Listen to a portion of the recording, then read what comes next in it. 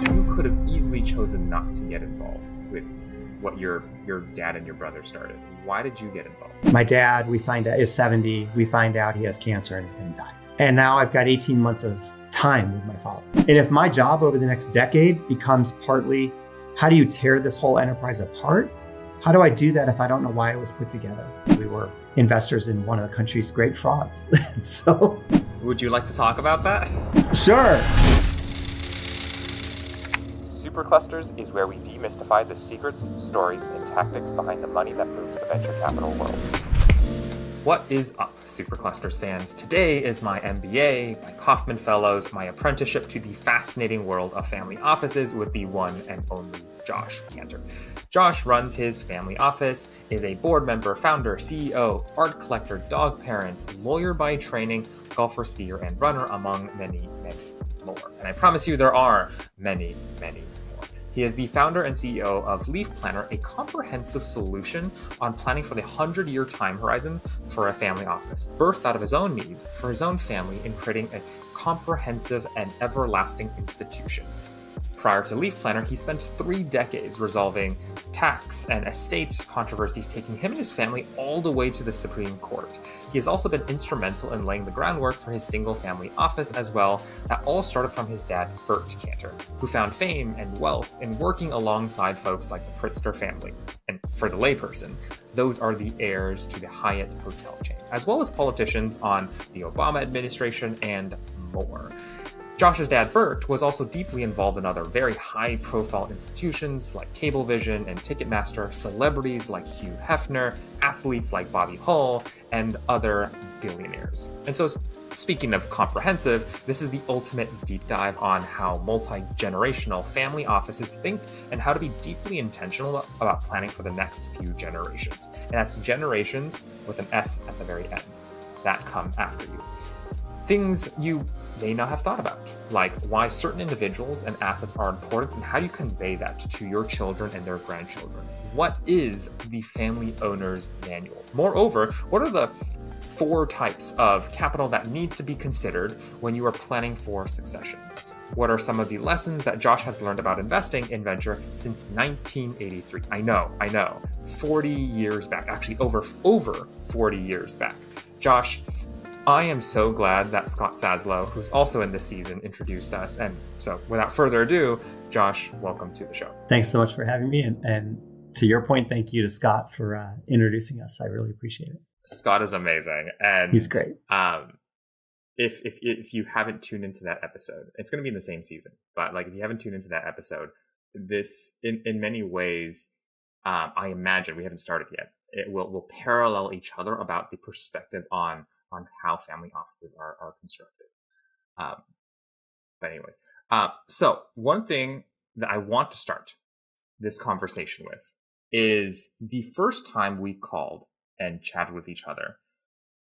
I forget exactly the length of it, but I think it was supposed to be a 30-minute call. I think we ended up going to an hour. And at roughly about the first 30, 35, maybe even 40 minutes, and you know where I'm going with this. I sure do. All we did was chat about art, which you and I are both fascinated with. So maybe if I can start somewhere. Could you explain to our audience who Jun Kaneko is? And maybe even spell that name, because I'm not sure most people will know how to spell Jun Kaneko, but how did Jun enter your life? So Jun Kaneko, it's Kaneko. Jun is Jun. He was born in Japan, lives in Omaha, wonderful artist. Probably, I would say today known as the world's most renowned living ceramicist. But just this phenomenal artist. So I'll back up and give you a little bit of you said, how did Jun come into my life? So my family's been art collecting. It started with my parents who came from nothing. And there's actually a great story of my parents, when they were young, framing wallpaper to become art because they couldn't afford anything. And so they framed wallpaper, and that was the art in their first apartment, supposedly. And then as my dad achieved some success, they started actually collecting art. And so the family got into collecting, and my parents were reasonably big collectors. And art was just, I don't know why, but it just kind of surrounded us. So I have an aunt in Boston who was probably that era's best known gallerist in Boston. My brother-in-law is a dealer in Chicago. My sister's an artist. My dad was good friends with, if you go back again to that kind of late 60s into the 80s, even into the 90s, the Leo Castellis, the Richard Feigans, these were all friends of my dad's. And so anyway, it was really fascinating. For me growing up, I was like right at the right period of time to, oh, something new is showing up in the house. And so like I actually saw it, kind of coming in, which was really cool. At one point, the family's collection had grown to something like 1,200 pieces. So it was a really large collection. We would tour shows and we had stuff that would go into different retrospectives and whatever. And then all of the kids, so I'm the kid, right? Even though I'm now 62 years old, but all of us kind of did our own takeoff of collecting and in different ways and getting involved in the arts. And my sister probably the most so because, as I said, she's an artist and she married an art dealer. Me and my wife probably next, and my brother and sister-in-law probably third in that kind of continuum. But one of the organizations I got involved with pretty long time ago, probably 15, maybe more years ago, is a group called the International Sculpture Center. And when I got involved with the ISC, which was frankly another artist, a very famous sculptor named John Henry, who does these monumental outdoor sculptures, super cool sculptures. He was a good friend. And he called me one day and said, hey, I really want you to join this board at the ISC. And so I joined this board. I ultimately became chair of the organization. But one of the cool things, it's probably the preeminent membership organization for sculptors. And then they also publish a magazine called Sculpture Magazine, which is kind of, for people who don't know that world, is sort of the art news and art forum of the sculpture side of the art world. So it's a really well-respected publication. They do events for artists and stuff like that. Anyway, so I'm part of this organization on the board. And one of the really cool things about being involved with the IC is you end up meeting all these artists, and many of whom were kind of my artistic heroes, at least in the sculpture world, that I'm starting to all of a sudden get to meet. And you get to go to, we do a Lifetime Achievement Award. And I was, as board chair, I got to hand them the Lifetime Achievement Award, which was like incredibly fun. And so, yeah, there were, just the sheer number of artists that I got to meet. And this was all sculptors, right? This is by and large not painters, for example. So, but the sheer number that I got to meet was great. I had a pretty good network of artists and friends and sculptors and things like that, especially back when I lived in Chicago. But it was the exposure to it. I don't even know how to describe it. It was so wonderful and so fun to hang out with, these people, and so different from me because I grew up as a lawyer turned venture capitalist, turned family office executive, right? This is so not my world. And so to be able to kind of hang out in that artistic world and be a part of it was really exciting. And my love for it, as I said, kind of goes back to my parents and their collecting and my girlfriend in college and I, like our junior year in college when we went off to Europe, like most people would be doing whatever the hell they were doing. We went to sculpture parks. Like that's what we did. And so, that's how ingrained this was, for me and how important it was. So the ISC was sort of kind of this culmination of that to get to meet. It's funny when I went to law school, I went to University of Chicago Law School. And part of the reason I went there, other than that I got in, was that I had done my undergrad work in law and economics. And so if you go back again for me, this is the mid 1980s, and all the top law and economics guys are at University of Chicago, right? That was the school, that was where you go. And so I wanted to follow all them there. Well, the ISC was kind of the same thing for me. Like all of a sudden, I'm being exposed to my artistic heroes, not my law and economic heroes, right? And getting to go do that. Anyway, so Jun's wife, Ree, joined the board at some point. And because of Ree joining the board, and maybe otherwise, I got a chance to meet Jun and start to get to know Jun and Ree. And it just blossomed into both a friendship and learning a lot about Jun and his history and coming to the United States. And again, he's really well known as a ceramicist. That's his primary medium, but he is one of these artists, in my view now, this is not like art historically, right? This is just Josh, but he's one of these artists who everything he touches is spectacular. So when you and I were talking, I think I showed you out the window a sculpture, but on my wall is a painting.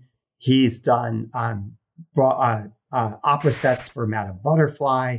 I ended up convincing him, it's a longer story, but I convinced him to do the stained glass for a synagogue that I was building or helping build in Park City, Utah. And he did the stained glass, which is like one of the most astounding pieces of art I've ever seen in my life. And he's just this wonderful human who lives in Omaha, and they've got fantastic studio space, and they've opened a place called the Kaneko that's like a multidisciplinary philosophy and art, and I'm just amazing people. But it all goes back to sort of just joining this board of the International Sculpture Center, and all of a sudden having this opportunity to kind of hobnob with all my favorite artists, which was really cool. Two things here. One, for those interested in kind of that stained glass piece, I would just Google stained glass at Temple Har Shalom, HARSHALOM. It is beautiful, and there's so much intentionality in the piece as well. And even as a layperson, it is very easy to recognize the craftsmanship that went into that stained glass. So I would highly recommend everyone to check it out.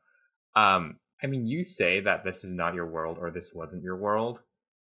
Everything I'm hearing now is like that you had exposure to this at such a young age. Yeah. You willingly chose to spend your vacation in art museums when you went to Europe instead of doing everything else that people normally do in Europe. Right.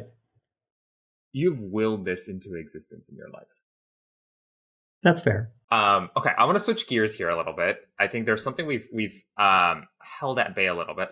I'd love to talk about venture first.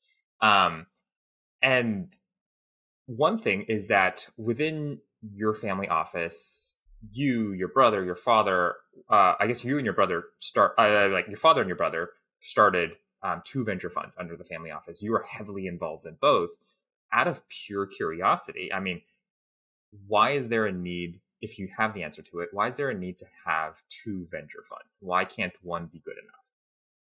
Well, in our case, so this goes back to call it the early. Well, in some respect, I'm going to say this goes back into the 70s. So, first of all, but you were early on in the curve. And what happened in part was that my dad was originally a tax lawyer, but he was a deal junkie, and a lot of the things that he was doing in the tax arena were designed to help people build their businesses. And so, and using tax strategies for financing and for all these cool things. So in the, I'd say in the 70s, maybe even back to the 60s, but certainly by the 70s and into the early 80s, as he was finding deals, he was just going to a cadre of colleagues and friends and clients and saying, hey, I've got this cool deal. Do you want to invest in it? Right. That was the old way. You found a bunch of rich people and you all put in money, right? There was no such thing as, I'm sure there was, but there was no real such thing as a venture industry or a venture fund. Right. And so at some point in the early 1980s, he went back to a bunch of those people and said, hey, this is crazy. We're all doing these deals together, but you and you are doing the first deal, and then you and you are doing the second. Anyway, whatever. And so he went back to a bunch of these people and said, hey, let's just pool some money. And that became the first venture fund. And it was a venture fund called Walnut Capital Corp. And it was actually a corporate form, and there was no carry, there was no management fee. It was just like, there was nothing, right? It was just, how are the economics? We're just going to, everybody owned their share, and we ran it. So that was kind of, I mean, today the reality is it's going to be the same problem, right? You're essentially, that fund's going to be kind of closed. Yeah. And then for us, the reason a second fund came up, and that was really unique because that was a corporation, right? It wasn't an LP fund. There was no, I mean, people were in it forever because there was no exit. There was no, oh, this fund is going to go into harvest mode and liquidate, in 10 to 15 years or whatever. So people were literally in it. The venture industry was kind of coming into its own at that point. So this is now late 80s. Now you start to realize that, oh, somebody in these places spends 18 months on the road talking to all the pension funds and raising Fund III and Fund IV. And that was not my dad and my brother. they were really, really smart. They were really good board people. They loved the game, but neither of them was going to go do that.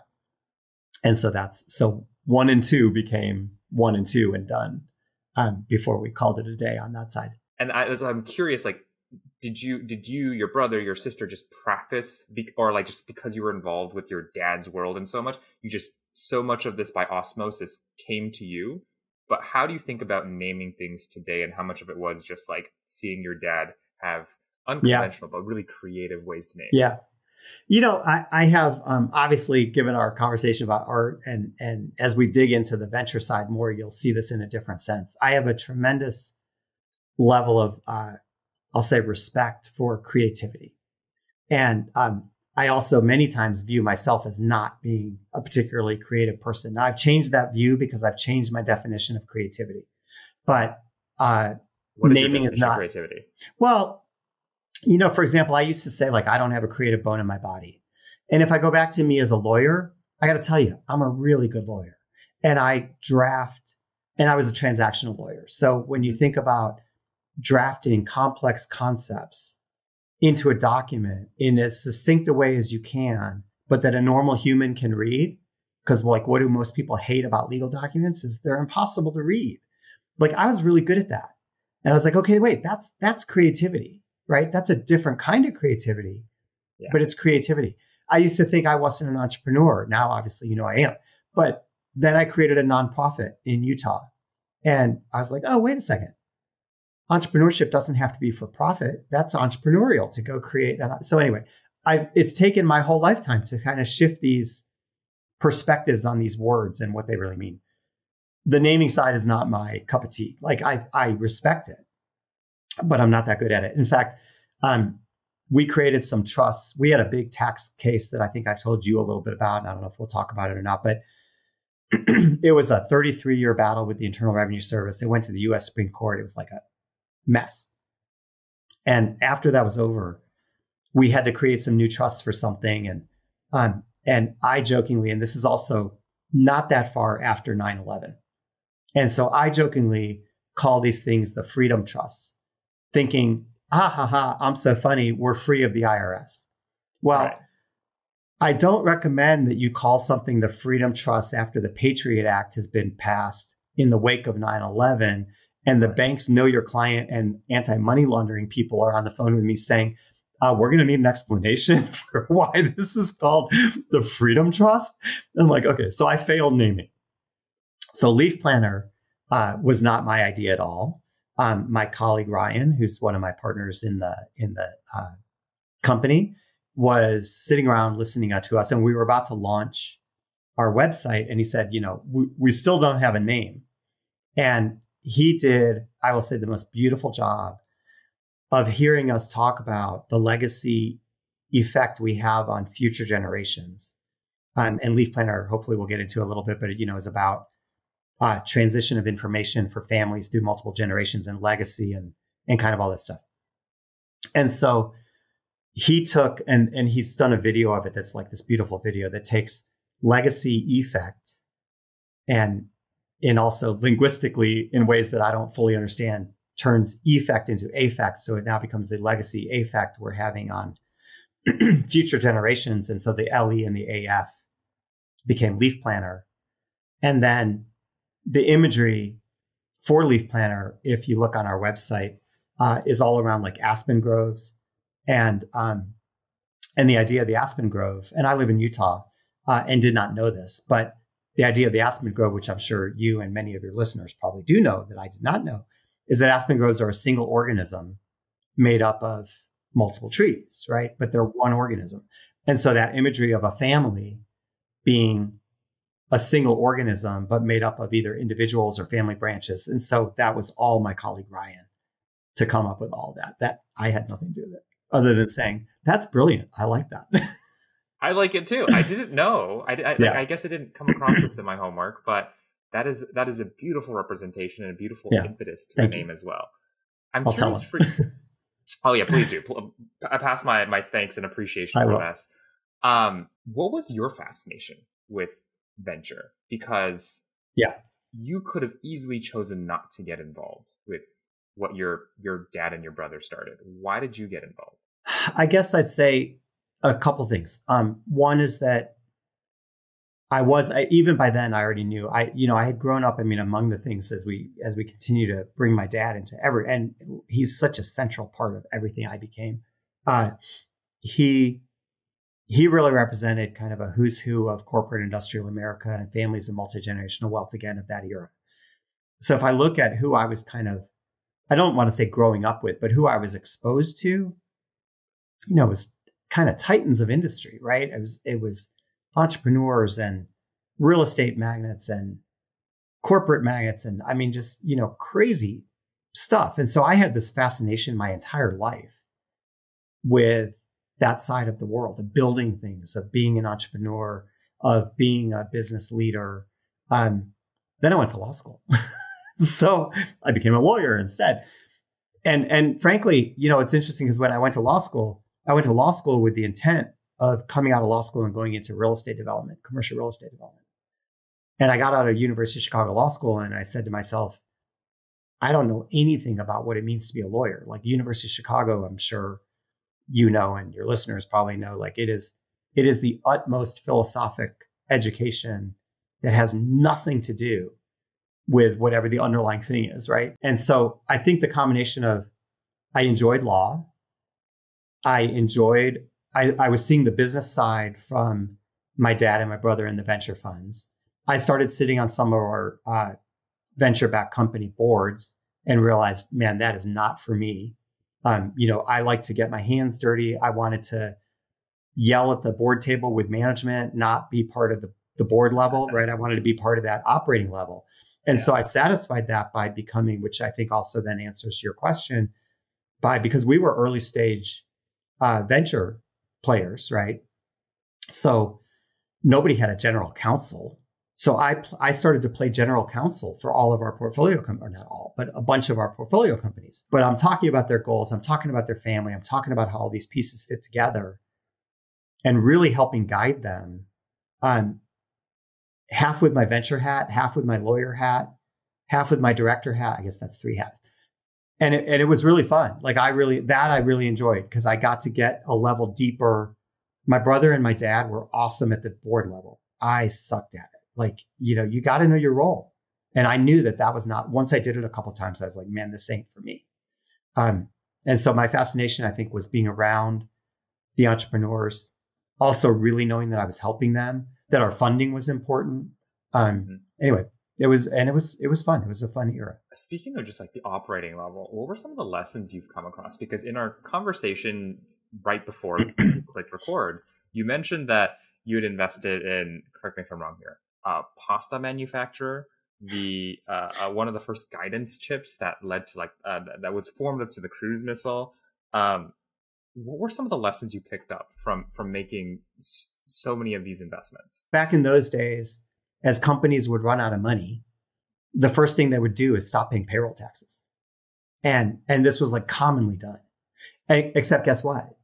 Officers and directors have personal liability for the failure to pay payroll taxes, right? So, among the first lessons is we had our first set of kind of form draft documents for every venture deal we did. You would be throwing these things into the venture documents to say, hey, we want quarterly evidence of payroll tax payments, right? I mean, so there's stupid stuff like that, which actually isn't stupid if you're getting personal liability for those taxes. I think we learned a lot, or I really watched a lot, I'd say, of the entrepreneurs, CEOs, founders, whatever bucket you want to put them in. Kind of what's their own humility? Are they going to understand someday? And I'm sure you see this, and certainly your LP listeners see this all the time, right? Especially if they're at the early stage. You've got great founders. That doesn't make them great CEOs, right? And especially maybe that CEO can get them to $1 million in revenue, $5 million in revenue, but getting to $100 million in revenue, well, that's a whole nother skill set. And so really a deep lesson in understanding, how do you psychologically understand, is this person going to be willing to get out of the way? And it's really interesting because that lesson carries to me today, to leafplanner, because I say constantly to our investors and our staff, I may not be the CEO of this company at some point. Like, if I am not the person to take this forward, then let's bring in the person who is. Success is more important than my ego. So that was a big lesson. Related to that, I'd say is the founder, entrepreneur, CEO, whatever, who was willing to surround themselves with the right advice, right? The right board, the right level of advisors, and understand that these things it's like raising a kid, right? They take a village. They're not, nobody, and obviously, as well or better than I do, how wrapped up many of these people are in their own ego. And that's a problem. So those kind of lessons, I think, and then, I think on the investor side as an LP, understanding how do you really do, I guess I would say, due diligence. I mean, obviously we're doing this in an era where there is no Google, right? You can't look up how many people have already tried this. So you've got that kind of due diligence question. You've got is the timing right question. You and I were talking about a couple of things. So yes, we not only had a variety, and obviously you could do that back in those days. I would say you couldn't do this today. But back in those days, literally, we had a pasta manufacturer in New Jersey that had a license to do pasta of Disney characters. And then we had, as you said, a chip manufacturer in San Jose who was like, I think, the first guidance chip for the cruise missile. We were early investors in the first GPS company. Failed. I don't know if it failed, but they didn't become the predominant GPS company. We had an early investment in the first, and I'm saying first, I don't know if they were first, but early handwriting recognition technology. Clearly not the thing that's running your iPad today, or I wouldn't be on this podcast. So the number of things, I still would be. I would just be doing it. You'd see a beach behind me instead of a painting. Yeah, in the meantime, you have Boston behind you. Yeah, exactly.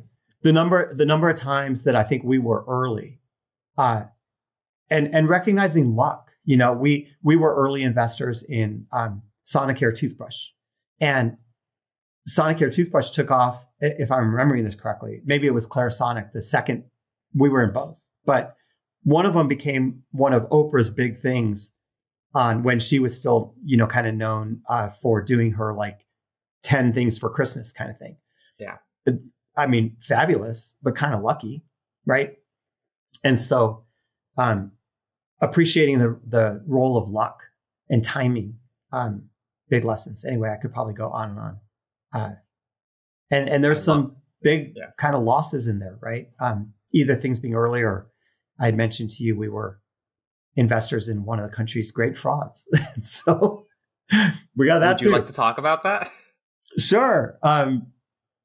So for anybody old enough, although I think this one is, as you and I were talking about earlier, so famous that you don't have to necessarily be old enough to remember it, but not Madoff famous, but pretty close. So there was a guy named Barry Minkow who started a company called ZZZZ Best, 4 Z's, yes, which was basically a carpet cleaning business for offices and industrial properties. And I don't know why we invested in it, but we invested in it. And the whole thing turned out to be a complete fraud. There were no contracts. There were no buildings. There was nothing. It was 100% fraud. He ended up going to jail. I believe he's still alive and is on like a speaking circuit for, anti-fraud kind of stuff, and has done work for the government and stuff like that. But we were investors, and kind of funny, and I don't know, maybe it goes back to the due diligence question and other things. But anyway, kind of fun to say we were part of an investor in one of the big frauds. At least I can laugh about it now. We weren't laughing then. Story for the grandchildren, right? Story for the grandchildren. This is fascinating to me, and I want to. You and I can go on and on about venture, and but one of the areas I really, really wanted to cover in this conversation was, and I don't know the right way in, so maybe I'll need you to handhold me a little bit. But maybe we can start from Leaf Planner first, but then I eventually want to go into some tactical pieces of knowledge, which I'd love to get your take on as well, around family offices and setting your family offices up. But For the uninitiated out there, you mentioned a little bit about leafplanner. How did leafplanner come to be? So obviously we've talked about that I was a lawyer working very closely with my family and these kinds of things. And that went on for probably 15 years or so from the time I left law school, a little less. And my dad, as I mentioned, had been a world-renowned tax lawyer turned venture capitalist. We had a crazy enterprise structure. We were filing 750 very creatively named trusts. We were, just to circle back to that, I love the callback. You should have a career in stand-up comedy at some point. Thank you. Yes, I'm sure I'd do great with that. Me and Nate Bargatze we'll just tour together. It'll be awesome. We had a wildly complicated balance sheet because, again, my dad was a deal junkie, and notwithstanding the two venture funds, like there was a lot of crap that was going on just on the balance sheet. And I mentioned we had what turned into a 33-year battle with the IRS. So it's 2000. My dad, we find out, is 70. We find out he has cancer and is going to die.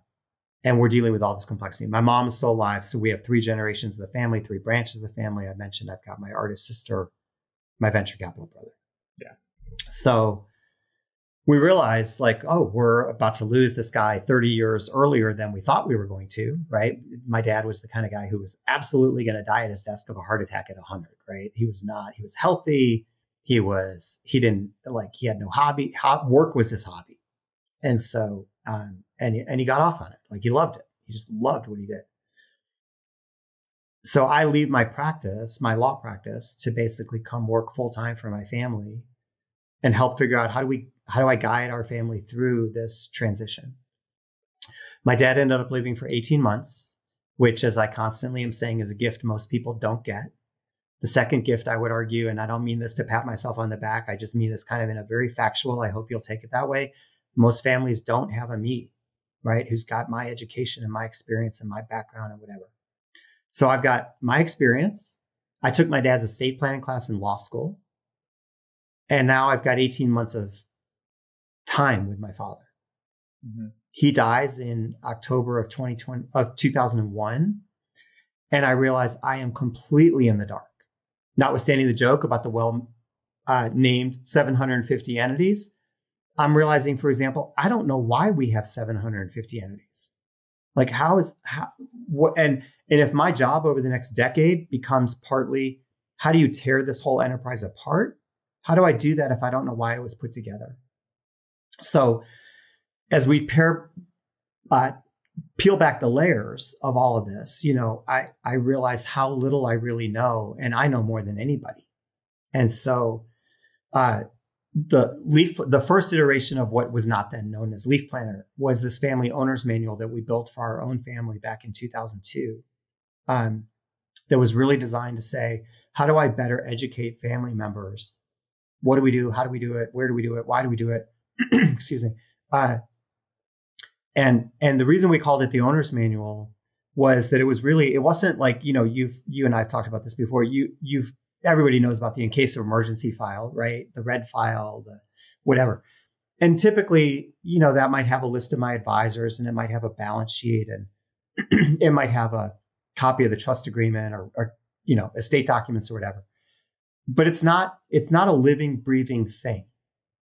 So the idea of the owner's manual is to be this living, breathing thing, to capture relationships, to understand how all the pieces fit together, to get down into the how and why, not just the what and where is one of the phrases we use about that, to understand the context. So when you saw me upstairs in my office in front of this painting upstairs, that I said to you, hey, this painting, it's worth a fortune, but it's also really important to me because it hung in my dad's office, and now it's in my office.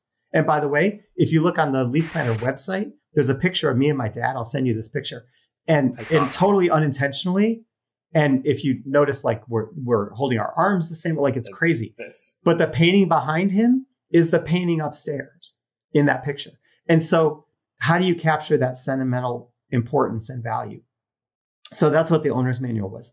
And if I fast forward that to 2021, so 20 years later, somebody had seen one of these done. I'd done these for a number of families, and somebody saw one that I had done and said, hey, this is really cool. There's nothing like it in the industry. Talk about luck and serendipity. Is literally at lunch with somebody and they said, hey, why don't you turn this into a platform? And I'm like, oh, I never thought of that. Right. And fortunately, another guy who was at that lunch like actually pushed me to do it, because my personality would have been such that I would have walked away and said, that's a cute idea. And then that would have been the last I would have ever thought about it. So again, like go back to serendipity, go back to luck, go back to surrounding yourself with people. But anyway, Leaf Planner became the kind of manifestation of that 20 years later, to say, how do we help as many families as we can not go through the kinds of things that we did, and develop this in a way that it's educational for family members and advisors. It's empowering family members. It's helping families look for blind spots. It's how do you create dynamic workflows for whether it's a family or a family office? How do you really think about transition and succession of information, of relationships, of legacy? And when you're talking about multi-generational families, ultimately, what are you really talking about? You're talking about handing down some set of values and legacy that the family wants to perpetuate. And so how do you do that? So that became Leaf Planner. And I'm working as hard as I have ever since I was a first year associate, and I'm having as much fun as I did when I was a first year associate. I love it. It is beautiful. There is something that they say in at least this side of the world, in the Bay Area, where it's like once you get the entrepreneurial bug, it's like it keeps feeding on itself, and it only gets bigger and bigger and bigger. So it looks like that's very much true in your case. I think so. Although I will say this is one and done. Like I'm done with this one. My entrepreneurial itch is over. But okay. Never say never. Never say never. I'll talk to you in 10 years and you're like, you know what? I have this other venture that I'm working on right now. That's fair. That's fair. So I want to talk on the family owner's manual, because most people, which to your point, what you said, when they hear about this, they're like, oh, this is the break glass in case of emergency file that I'll put together. But the truth is, speaking of proactivity, the affect in all of this, how does one start? Like, let's say there's no burning fire that's going on. How does one, like, let's say I were to create like a family owner's manual for my family, not that I have no 750 entities or anything, but where do I begin? What are the sections? Even if I can't fill them out immediately, I should start creating a space for it so I can fill it in over time. The way I'll answer that is, one, I guess I'm going to give you a generic non-Leaf Planner answer, but sort of through a Leaf Planner lens. And I say that because, Leaf Planner, I truly believe, is a document vault, a relational database, and a CRM. And if those three things had a baby or a remix, they'd be Leaf Planner. So the idea, I would say, is that, and to answer your question, first of all, you can start anywhere, but it could feel overwhelming to start anywhere. So I think of it as, and even when I did this starting, 23 years ago, this is how I did it, was like, okay, as anything comes across my desk, is that worth documenting? Is that worth telling a story about? As I look around the room, is it worth telling a story about whatever that is, right? And so, with Leaf Planner, we'll often tell families like, look, if you've got a balance sheet, let's start there. If you've got an estate binder, let's start there. If you've got a tax return, let's start there, right? There's easy places to start to, again, peel this onion and bring it back together. But you could start with saying, hey, you probably have like multitudes of what I have. I have 6,000 contacts in my Outlook contacts. That's not very helpful to my family. You probably have more. I bet you've got tens of thousands. I don't even know. This is not a gym show off. Let's stand in front of the mirror. Let's see whose muscle's bigger than the other right now. But sharing 6,000 Outlook contacts with my wife or my kids, that's not that helpful, right? How can I go through those 6,000 and say, hey, here are 6 people who I have 25-year relationships with in the art world, that I can say, if you're going to look at the art collection, look at these 6 people. If you're going to look at this deal, look at this person. You're talking about, your listeners being primarily LP allocators, right? Why'd you go into that fund? Why'd you go into that fund with that person? Why'd you do that sidecar? First of all, why'd you get into allocating? So I think we're going to come back to that question, right? But the more you can create that context, the more important it is, and the more it's not that in case of emergency file. Because the in case of emergency file is going to say, I've got on my balance sheet, I'm an LP in Fund VII from so-and-so, and my withdrawal rights are such and such. Or here's the document, you go figure out what my withdrawal rights are, if I have any. And probably if it's a venture fund, I don't have any withdrawal rights. I'm just waiting for it to go, right? But let's say it's a PE fund that does have withdrawal rights, or a hedge fund that's got withdrawal rights, right? How do I share the context of saying, well, I own let's say I've got investments in 2 hedge funds. One hedge fund, yeah, they're doing fine, it's whatever. And I want to say to my family, if you need to raise capital to pay an estate tax, by all means, liquidate this, who cares? Hey, by the way, this is the most brilliant manager I've ever met. I promise you this is going to do great. If you need to raise money, raise capital to pay the estate tax, do not liquidate this one. Because on paper, maybe they look the same. Right. But my family doesn't know those 2 managers. I know those 2 managers. So that's, to me, like in your world or the allocator world, it's, and by the way, you can start with stupid, simple stuff. Like walk around your house and think about, do I have a video of everything? Look at all the people in LA who lost their homes, right? Do I have the video to share with the insurance company? Who pays the bills? And what happens if that's the person that gets, so again, I'm going to make this sound like the in case of emergency, but every household on the planet, right, has some level of a division of responsibility. My wife knows stuff that I don't know. I know stuff that she doesn't know. My lawyers know stuff that neither of us know, right? It just is this, how do you think about, even if you sat in the middle of your house and said, how do the utilities get paid? How do you get into those utility accounts? They're probably, I pay the bills, so they're in my name, right?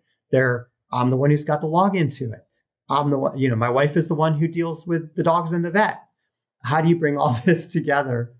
And so, to me, I think part of the answer to your question is, I don't care where you start. Pick it. Start where it's easy, it's comfortable, you feel good about it, you're sharing something important, and then the snowball, like maybe that's the flywheel. I don't know how that works. Maybe that'll get you going. And so, if you don't understand estate planning, do not start with estate planning, right? If you love your estate planning, then start there.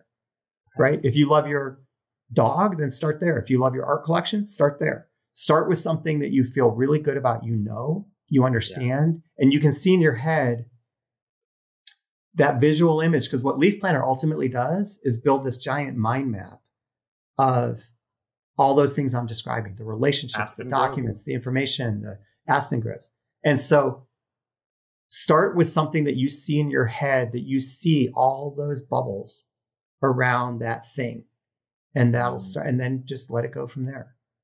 It can be kind of this, wow, now it sounds ridiculous. It can be this really kind of beautiful. Yeah, I'm just stopping there. I love the imagery that's associated with it, and we've talked about this earlier as well, about the naming behind Leaf Planner as well, and the meaning behind it. I'm curious, like what I think I'm hearing, and let me know if I'm hearing this right, is where you start is where you have either an emotional connection with or an emotional disconnection with. Like either you love it or you hate it kind of thing. And you're like, all right, since I feel so strongly about it, let me start there and then slowly populate around whatever it is. Yeah, I think that's fair. And I think, look, again, there probably are other avenues. I mean, we have Leaf Planner clients who come in and say, hey, I've got a parent who's going to be dead in 3 months. Yeah. Right. So that's a different motivation. That's a different kind of information that you want to start with. Right. True.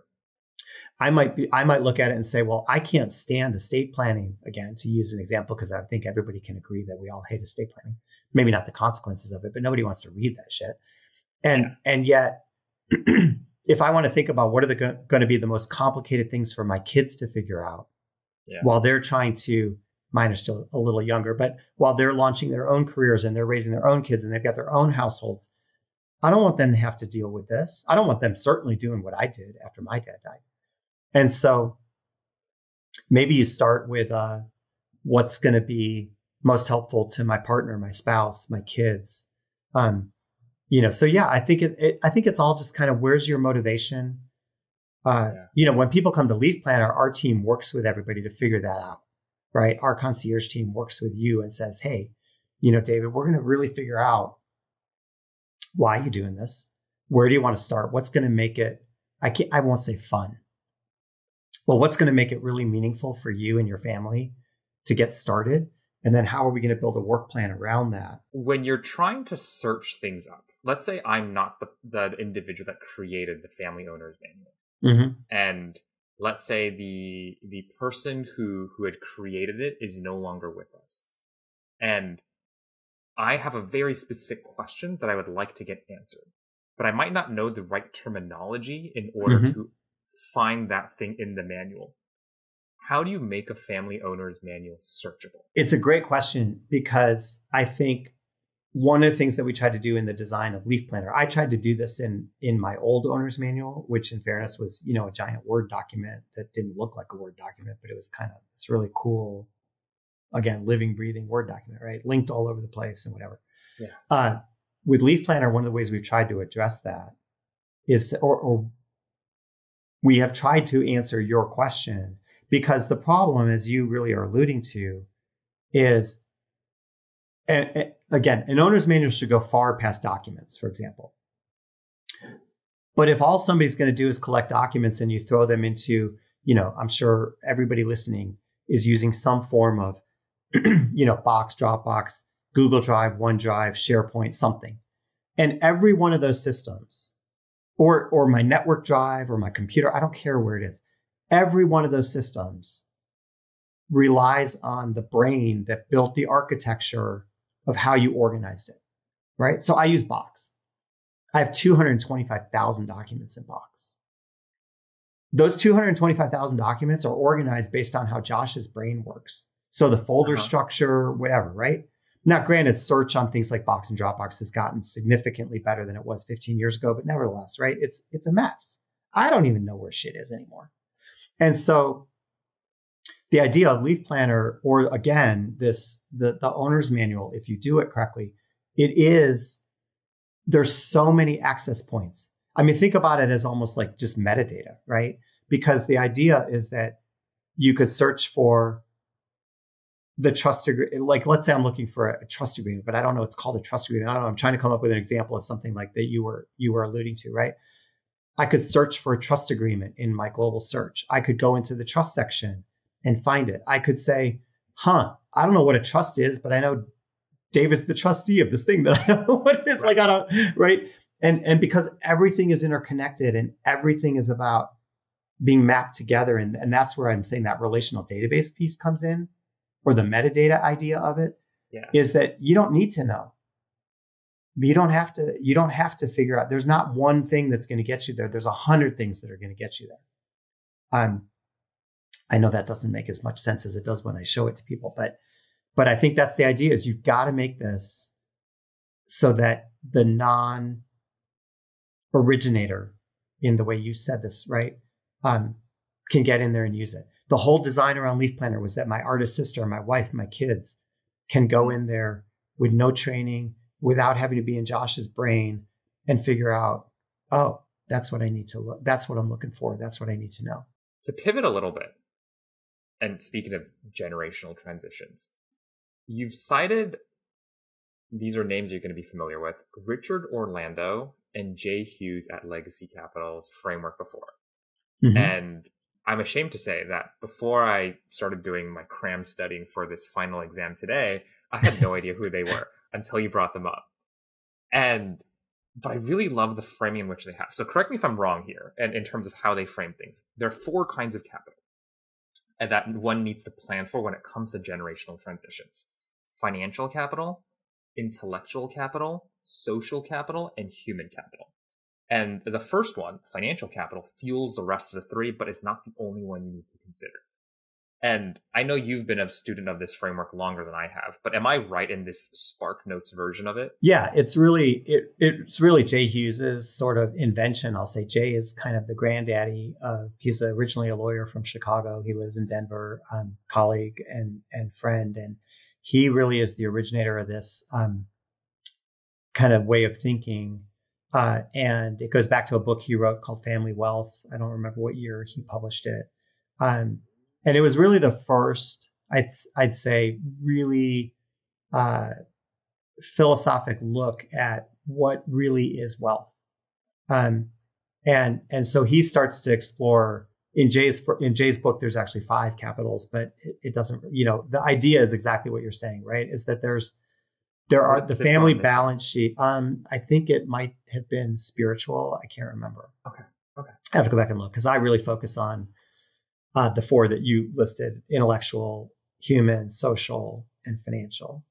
And the idea of it was that a family balance sheet and family well-being and wealth, and he actually does a beautiful job, and he is more of a linguist. And so he goes back very much to where does the word wealth come from and what does wealth mean and things like that. So anyway, the idea is that a family balance sheet is comprised of all of those different capitals. And at least once you've achieved some level of financial capital, the financial capital is often should be looked at merely as a tool to grow the other capitals. And so when you think about human capital, which is really just like, who are we and what are we good at? And what's our contribution? It's building that skill set. If you think about intellectual capital, it's, are you going to school? Are you learning trades? Are you whatever it is? If you think about social capital and the networks that we all have, and how do you bring that to the table? So you start to look at, when I talk about, for example, family enterprise thinking, what does it mean to think beyond into multiple generations or the 100-year family or any of these kinds of things? It's how do you start to move from this idea of, which to some extent we're all going to always be caught up in the wealth accumulation, but then there's also the obviously wealth purpose, right? And what are we trying to do once we've achieved that wealth, at least some achievement of that wealth accumulation? How do we use that wealth to now start to build these other capitals in a really deliberate kind of way? And so that's what. And Richard Orlando is also a colleague. He's a practitioner in the space, as am I in that particular space, and lots of other people. But Jay is the one who kind of that work goes back to Jay's original sort of seeding all of this into the wealth management industry or into the wealth industry 40 years ago. I'm curious for you, and you mentioned this a little bit earlier as well, but from your parents being high school sweethearts to your dad writing very publicly about tax law, at the time filled with, I believe, tons of NDAs and probably still with a lot of NDAs, to being a pivotal part of the Temple Har Shalom in Park City yourself.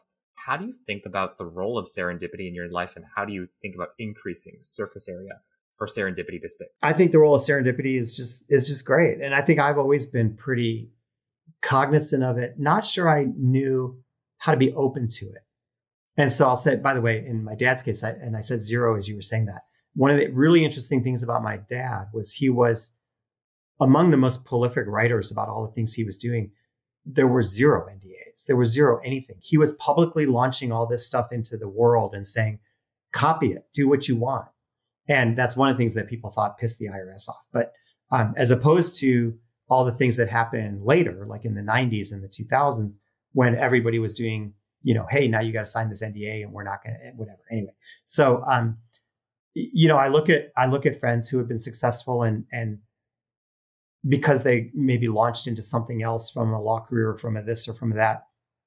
And I've always imagined that there was something that they saw, something was in front of them. They saw it, they understood how to grab onto it.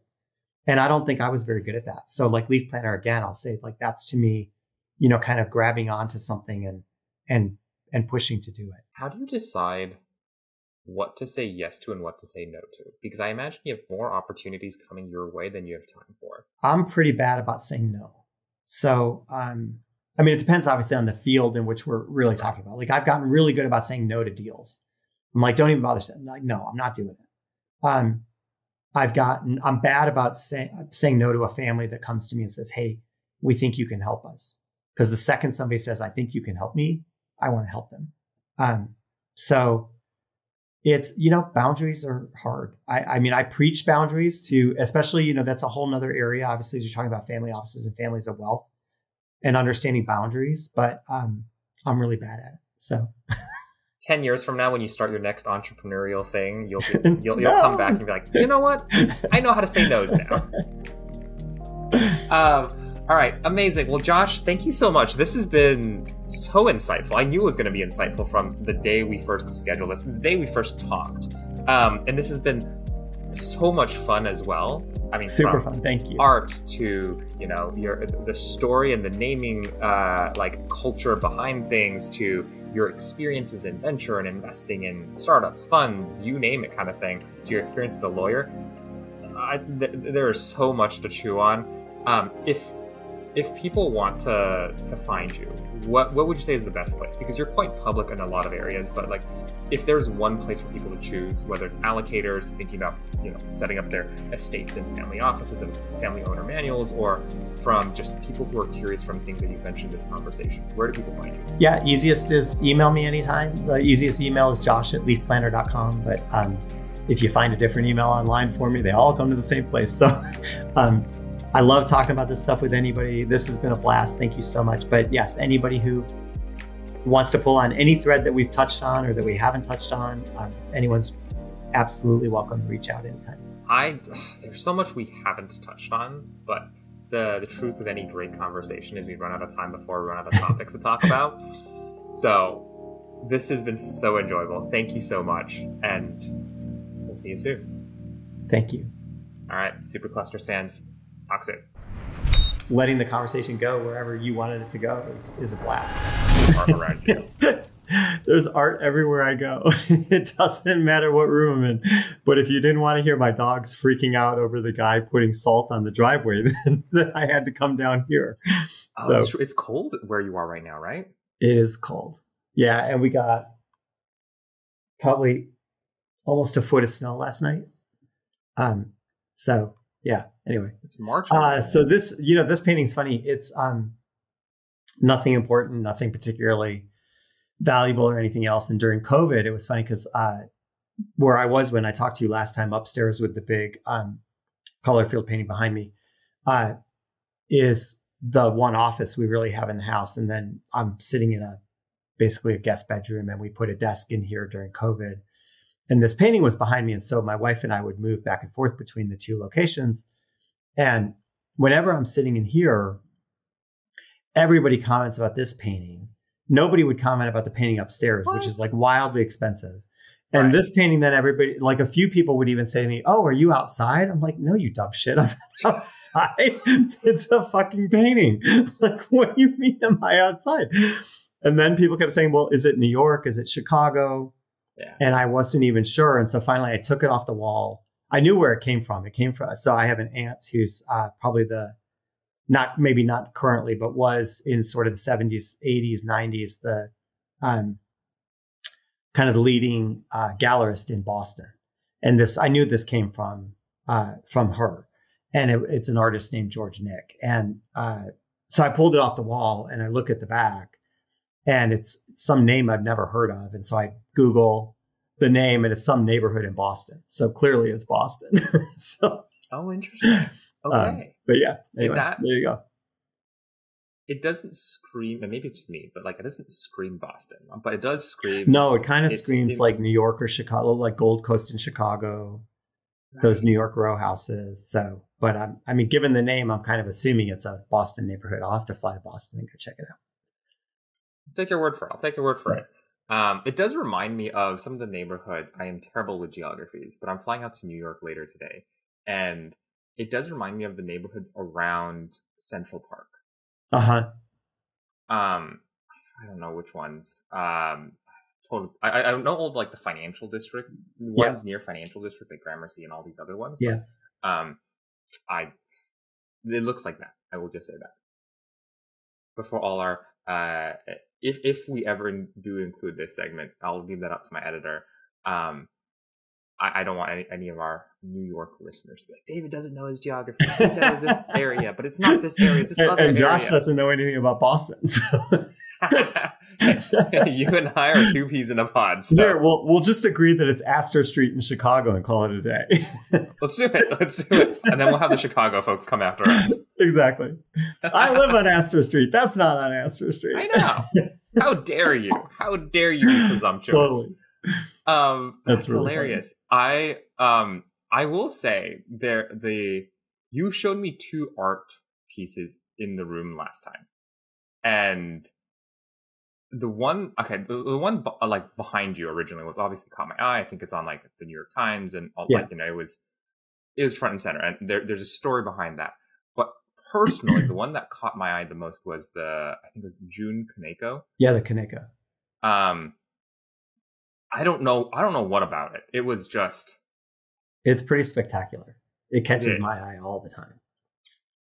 I just love it. And to this, because after our call, I went to my girlfriend, I went to talk to my girlfriend, and she was in the next room over, and I was like, there was this art piece in the room, and she's like, well, what was it like? And I was like, it's a bunch of like straight lines. I don't know, you just have to see it. You see it, and it's like, it's a painting, but it's not a painting. If that makes any sense. I'm doing a terrible justice in describing it. And I tried to describe it to her, and she's like, I don't know what you're talking about, but if it makes you feel good, just take it. It's cool. It is really cool.